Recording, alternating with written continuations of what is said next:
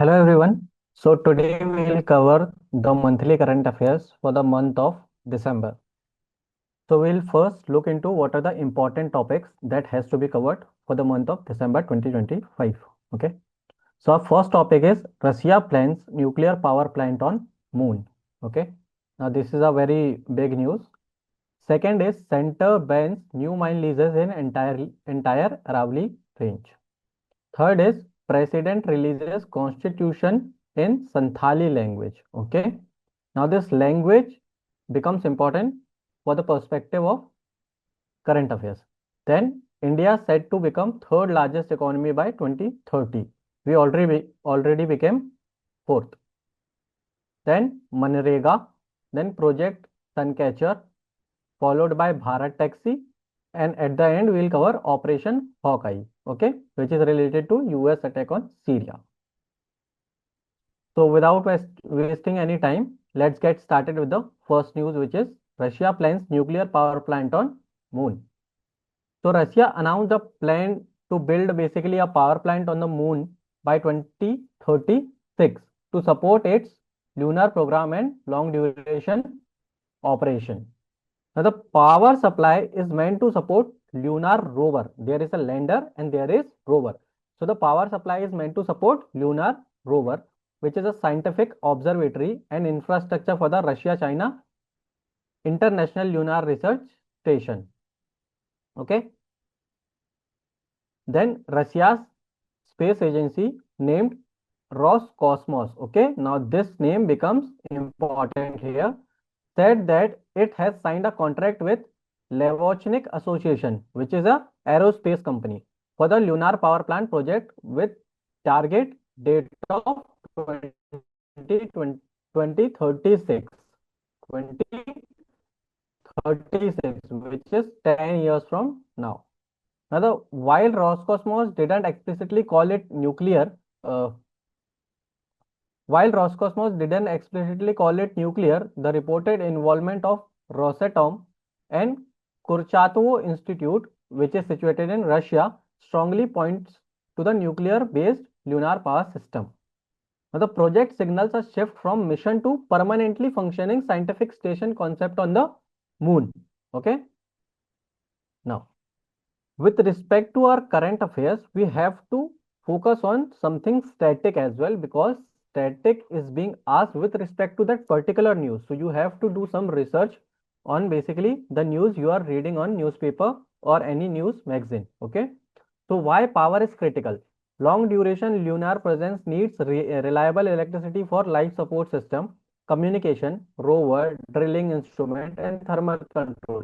Now we see whenever we basically talk about moon, we talk about the south side of it, whether there is water available or not. So we are thinking of, basically Russia is thinking of situating a nuclear power plant there, okay, for energy, okay, especially during the lunar night about 2 Earth weeks. Now, why nuclear get discussed? Because nuclear power provides steadier output than solar only setups, which is why ILRS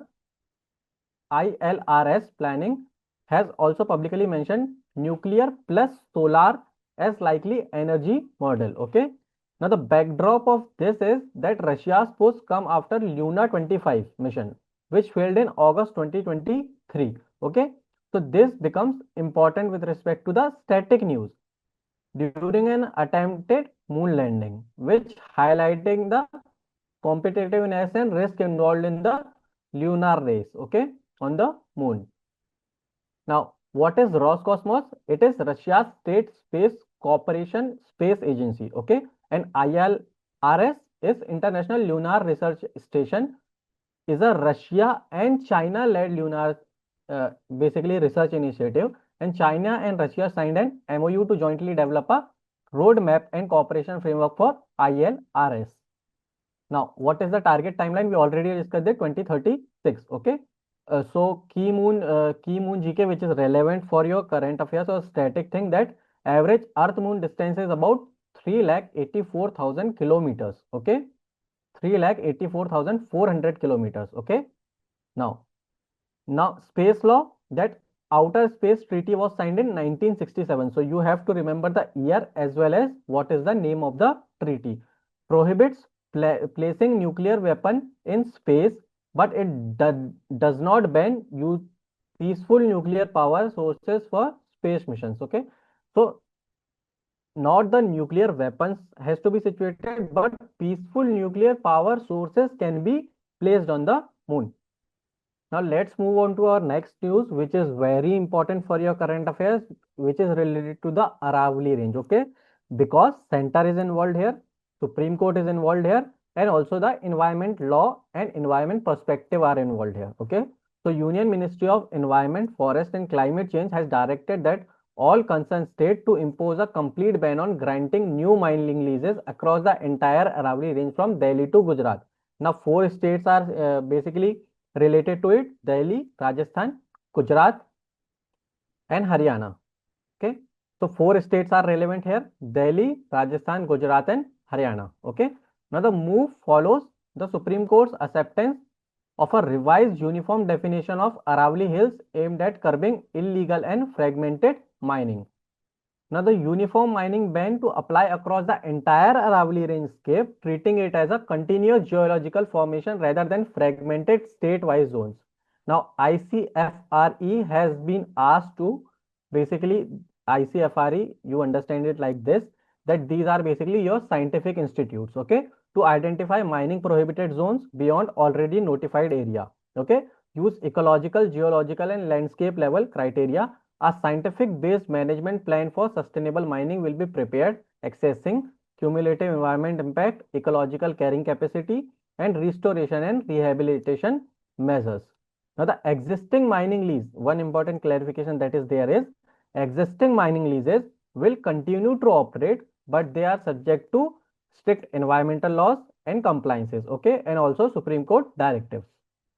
Now, the Supreme Court approved the uniform scientific definition of Aravalli Hill to prevent ambiguity and regulatory evasion. Now, see, the definition of Aravalli Hill or what comes under Aravalli Hill was not basically clear. So, Supreme Court gave the definition that any landform with elevation equal to or above 100 meter above the coral reef, okay, including slopes or adjacent land, will be treated as a part of Aravalli Hill. Now, this closes loopholes where mining was earlier allowed for claiming land was outside notified Aravalli zones. Okay. So, with this respect, we are basically protecting the environment. Okay. Now, the Aravalli range, we know for a fact that is oldest fold mountain range in the world. Okay. Extended around 800 kilometers from Gujarat, Rajasthan, Delhi, and Haryana. Okay. Environmental role act as a climate barrier between Thar Desert. Now, this desert name becomes very important here, and Gangetic Plain. Okay.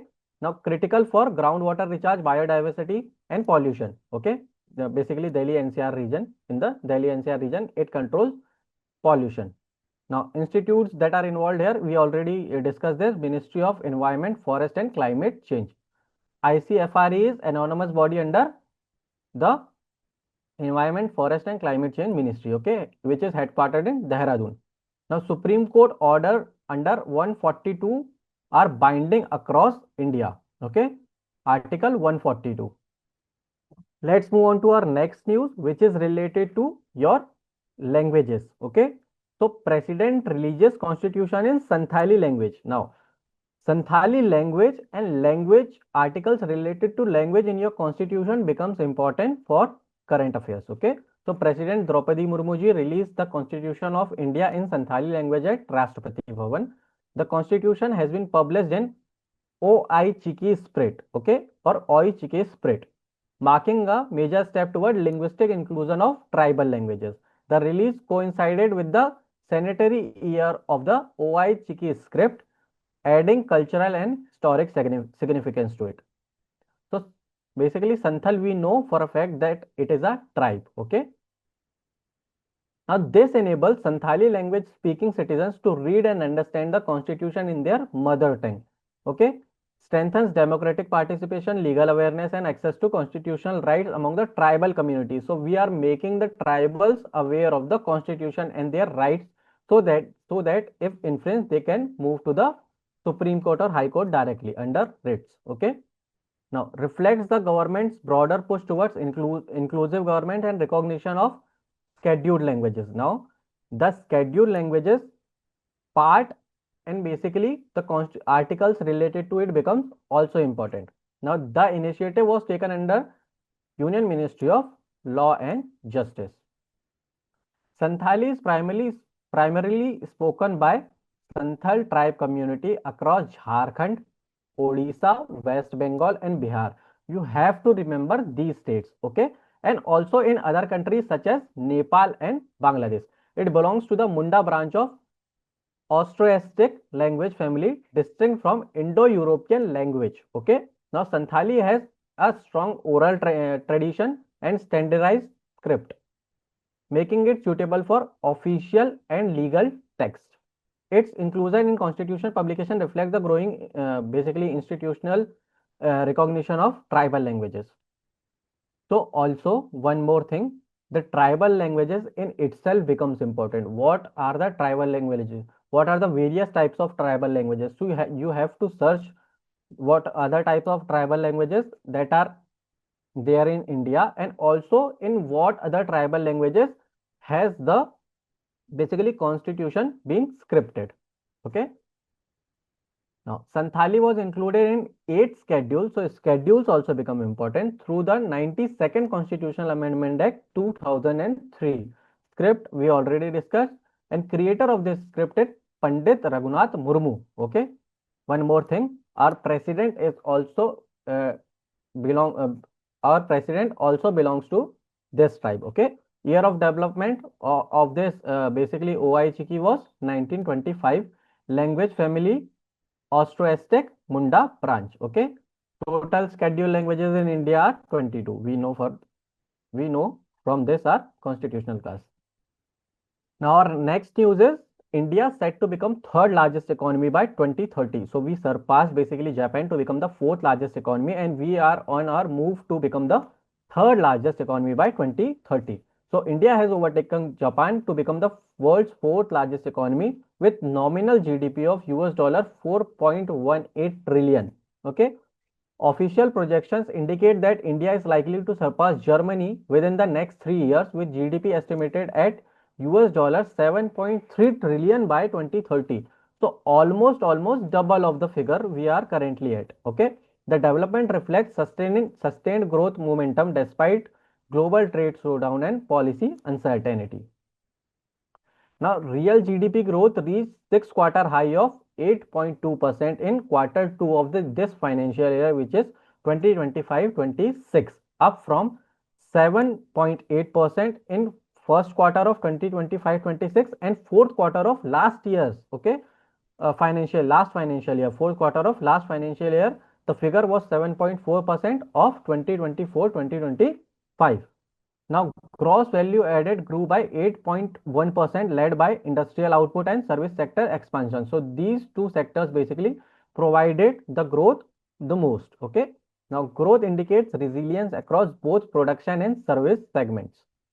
Now, domestic demand remains the primary engine of growth, driven by strong private consumption, improving labor market indicators, and stable inflation and strong credit flow.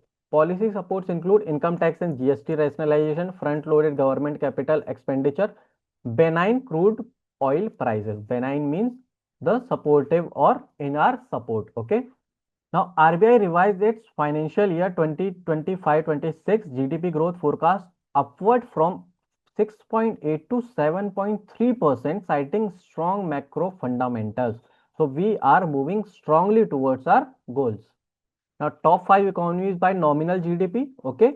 First is United States, then China, Germany. Now we surpassed India, so we became the fourth, and fifth is Japan. Nominal GDP ranking is based on current market exchange rates. Okay. Not PPP. Okay. Real GDP is measured at constant prices and reflects volume growth. Gross value added measures value created by sectors and exclude the net taxes. Okay. So gross value added exclude the taxes. RBI releases official GDP growth projection through its monetary policy statement, and India's long-term goal is basically achieve high middle income middle income, so middle class, for middle class status by 2047. Okay, so 2047. Our next news is related to MNREGA, which is also called as MGNREGS. The center has agreed to resume MGNREGS works in West Bengal. Okay, in West Bengal. After a freeze of nearly 3 years, but only with special condition, regulatory measures, and strict monitoring, because there was scam involved in multiple sectors, okay, and multiple things which happened under Manrega, okay. Funds had been stopped from 9th March 2022 by involving Section 27 of Manrega Act 2005, citing non-compliance and irregularities, which is related to somewhere corruption, okay. Now, the resumption is linked to mandatory compliance with conditions laid down, including those referred by the court and central orders.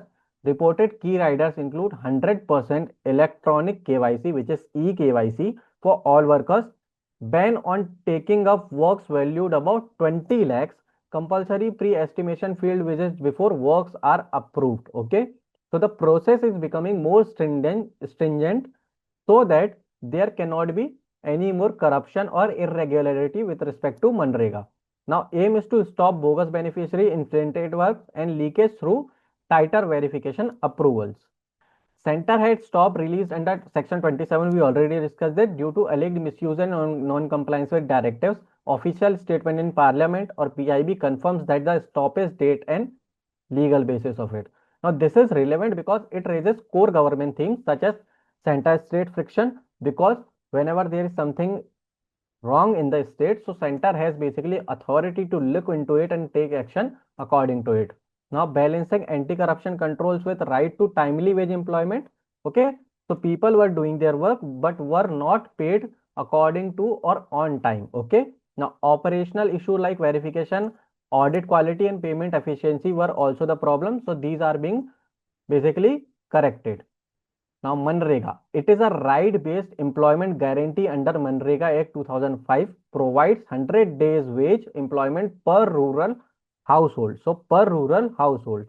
Unemployment allowances payable if work not provided within 15 days of demand. Okay.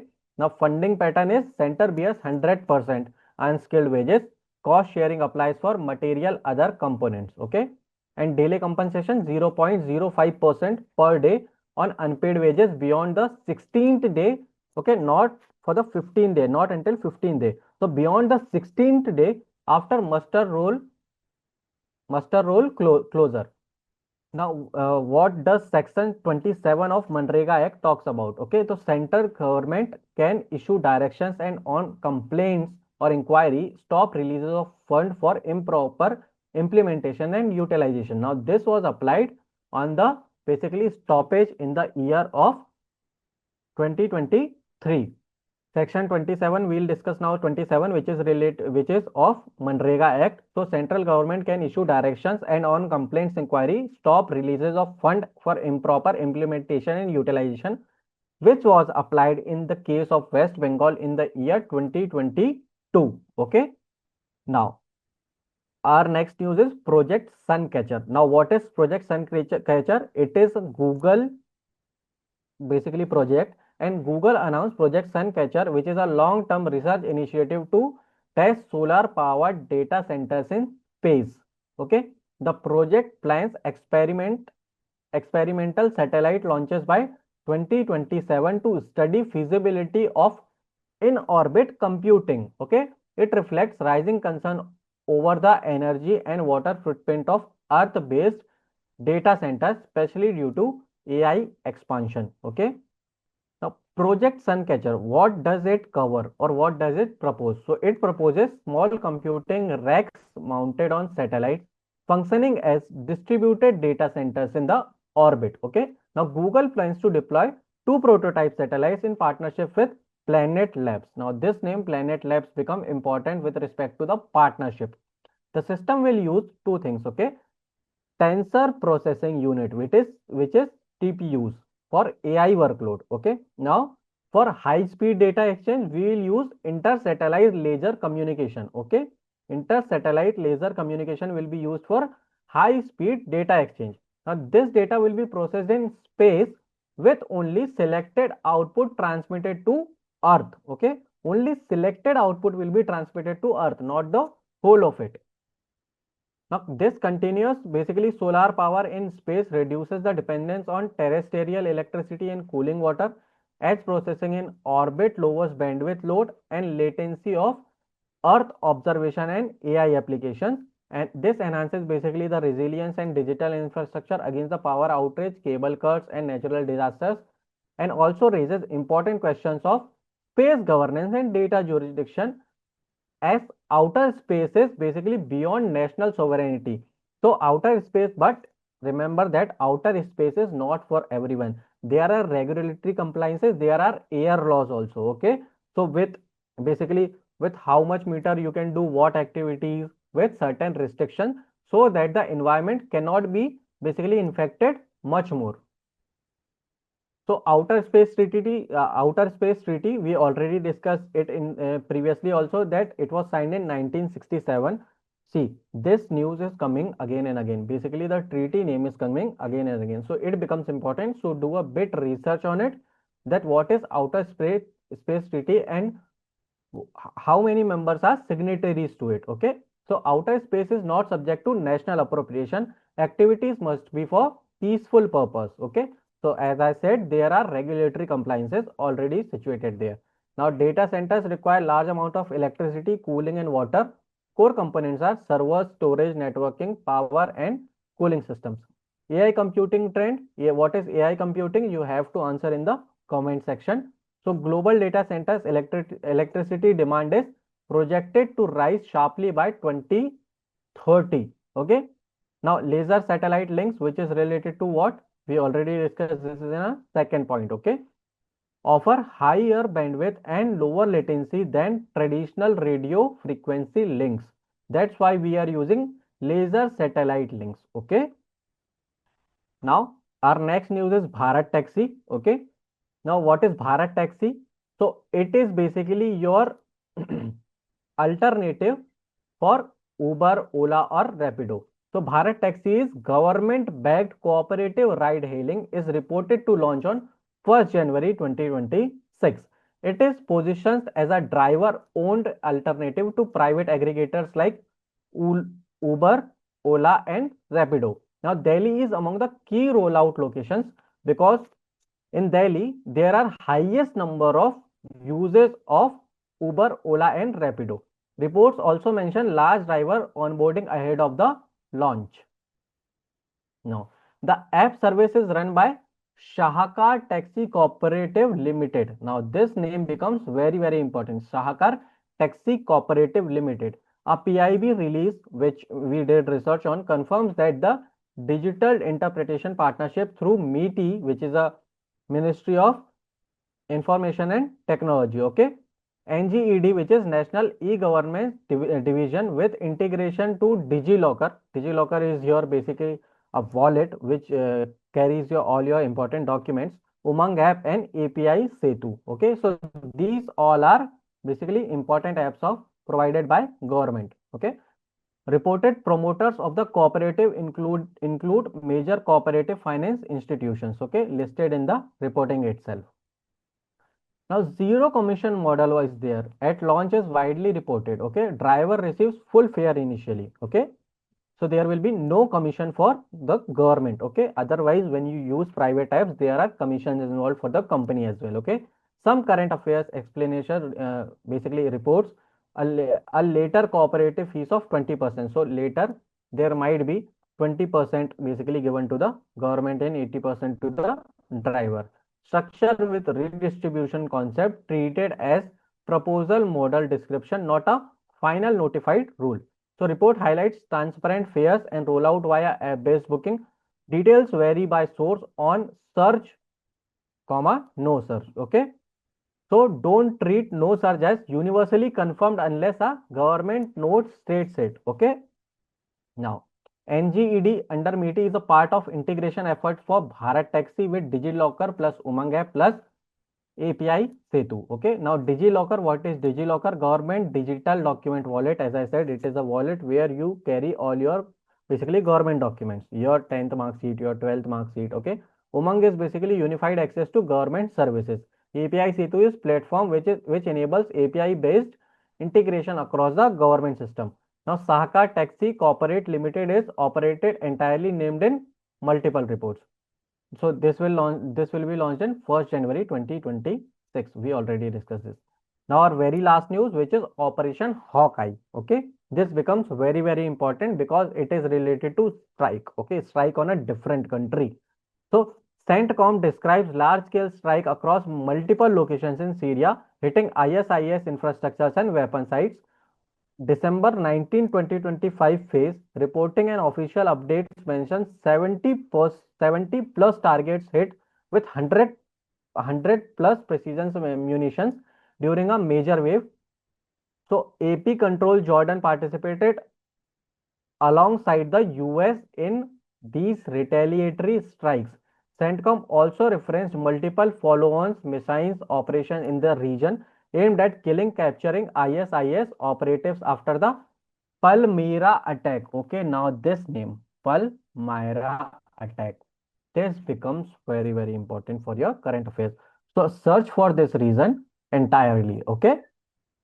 Now, ISIL or the Daesh organization from Al Qaeda in Iraq, okay, and expanded during the Iraq-Syria instability, later proclaiming a caliphate, okay, which is now territorially defeated but operationally active through cells, okay. Now, it is designated as a terrorist organization. We all know Al Qaeda is designated as a terrorist organization internationally. The US-led coalition continues counter ISIS operation in Syria with partner forces. Now, what is India's angle? Please cut the basically editing part. Now, what is India's angle? So, ISIS and its manifestations are banned under the Unlawful Activities Prevention Act 1967 UAPA. We all also call this as UAPA, which is Unlawful Activities Prevention Act 1967.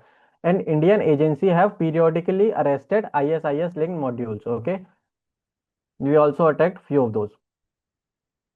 Now, Syria's location is based in West Asia. Okay, we call it West Asia. The world called this Middle East. Okay, borders Turkey, Iran, Turkey in the north, Iraq in the east, Jordan in the south, and Israel and Lebanon in the west. Okay, and has Mediterranean coastline. Okay, so Mediterranean Sea is linked to its coastline. Okay, so that becomes the coastline. Now, Palmyra is basically a strategic desert area in central Syria, okay, which is Homs region. They call it Homs region, okay. Historically contested and used as a corridor between Syria's interior and external. Palmyra is basically a strategic desert area in central Syria, which is also called as Homs region, historically contested and used as a corridor between Syria's interior and eastern desert, making it relevant for ISIS movement and ambush tactics. So they basically are situated mostly there, okay, in that area, desert area. Now, why desert matters and why they are basically situated there? Because it has central eastern Syrian desert terrain, enables hit and run attacks, hidden weapon caches, and also dispersed cell, which is why strikes often target infrastructure weapon sites rather than classic frontline there, okay. So they basically target the infrastructure and weapon sites because it is predicted there that the terrorists are mostly situated there only, okay. So this marks the end of your December most important current affairs. Please follow us and like, share and subscribe the video as much as you can.